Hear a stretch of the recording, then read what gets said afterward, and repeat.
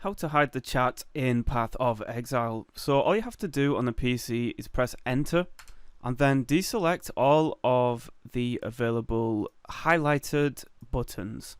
So there's local party, global, whispers, trade and guild, and you can just turn off the ones that you want turning off. So here's global, people talking in it. If I just click on global, it will then turn off.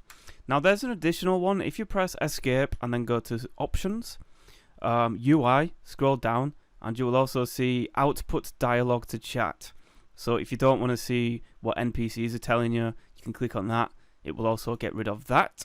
And then the only thing that will show when in the chat is when you go places.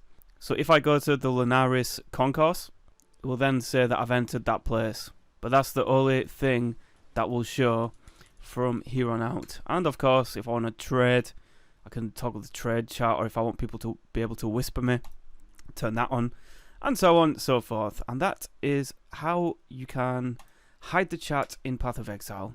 I really hope this did help, and if it did, please subscribe to say thank you, and you can also leave a nice friendly comment to let me know that I helped. Thank you and goodbye.